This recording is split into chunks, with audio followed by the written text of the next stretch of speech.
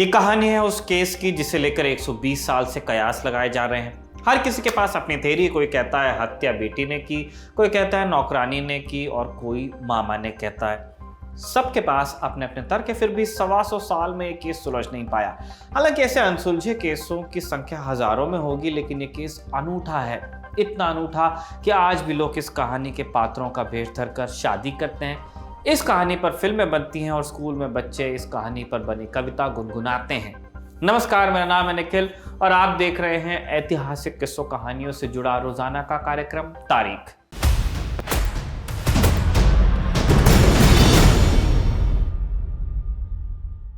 साल 1892 की बात है।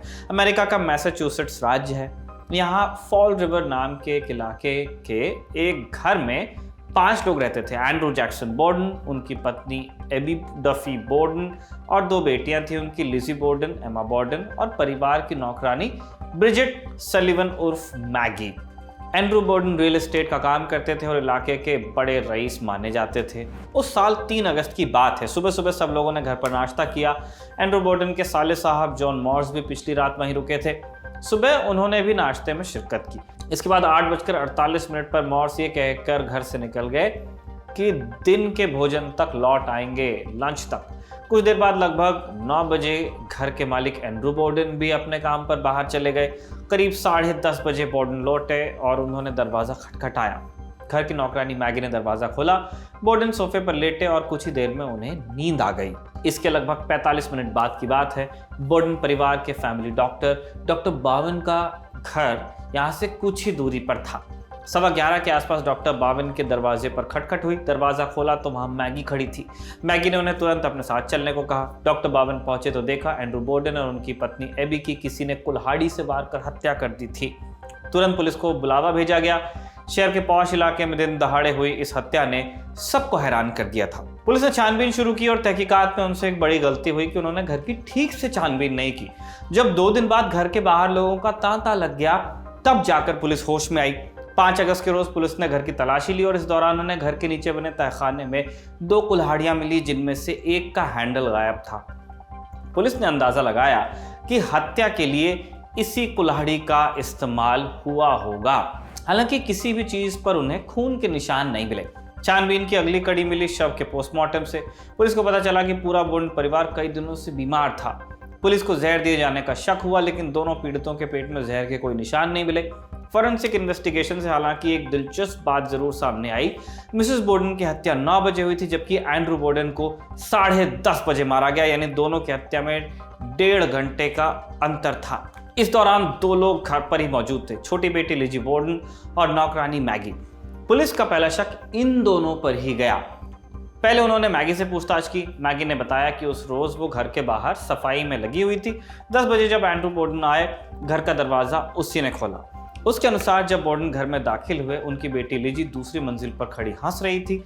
लिजी के अनुसार दरवाजा खोलने के बाद वो तीसरी मंजिल में बने अपने कमरे में कुछ देर लेटने चली गई, क्योंकि उसकी तबीयत कुछ खराब थी। उसके मुताबिक 10:30 बजे के आसपास उसे लिजी के चिल्लाने की आवाज़ आई। नीचे आकर उसने देखा तो पाया कि मिसेस और मिस्टर बोर्डन की लाश पड़ी थी, जिस पर कई घाव थे, खून था। मैगी के बाद बारी आई लिजी की। उसने एक दूसरी कहानी सुनाई। उसके अनुसार घटना के वक्त वो मुर्गियों के बाड़े में थी। इस बीच उससे किसी के कराहने की आवाज़ आई। हालांकि शुरुआती बयान में ही वो इस बात से पलट भी गई कि उसने कोई आवाज़ सुनी थी।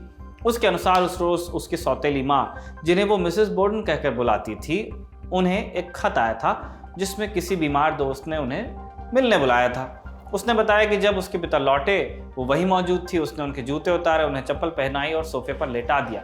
लिजी की इस बात में एक झोल था, क्योंकि जब पुलिस मौका वारदात पर पहुंची, मिस्टर बोर्डन ने जूते पहने हुए थे।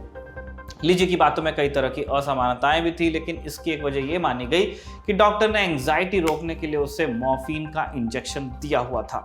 आगे तहकीकात में कुछ और बातें पुलिस के सामने आई। घटना से कुछ रोज पहले लिजी ने एक लोकल केमिस्ट से हाइड्रोसाइनिक एसिड के बारे में पूछताछ की थी।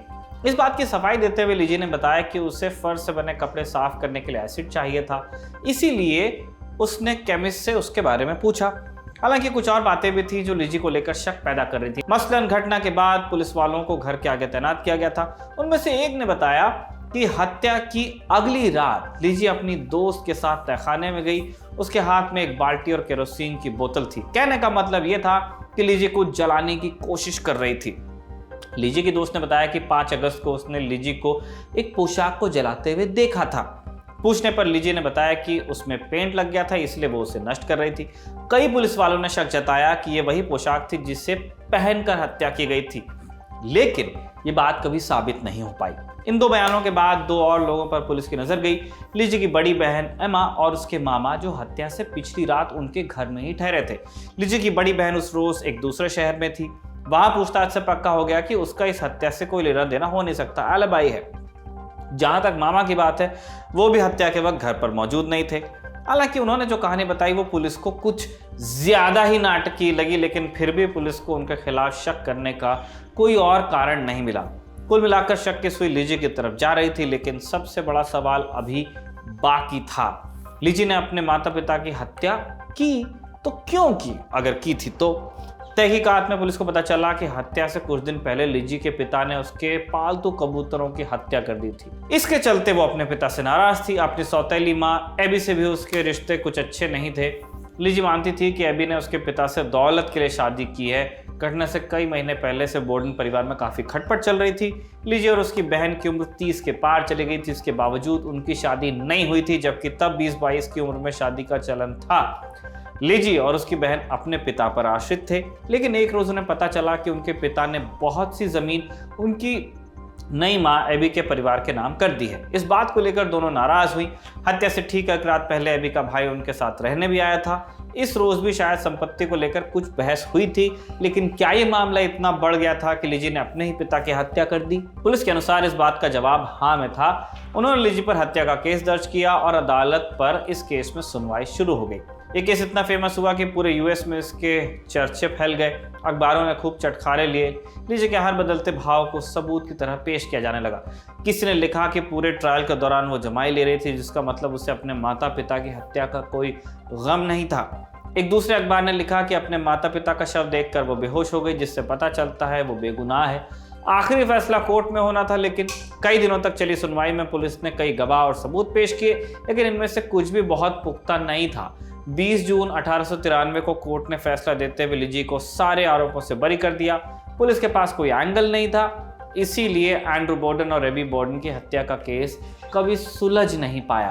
आगे जाकर इस हत्याकांड पर दसियों फिल्में और नाटक बने और इस घटना के 120 साल बाद भी लोग इस केस में अपनी थ्योरीज देते रहते हैं। कई लोग मानते हैं कि लीजी और मैगी के बीच संबंध थे, समलैंगिक संबंध, और इसी वजह से वो शादी भी नहीं कर रही थी।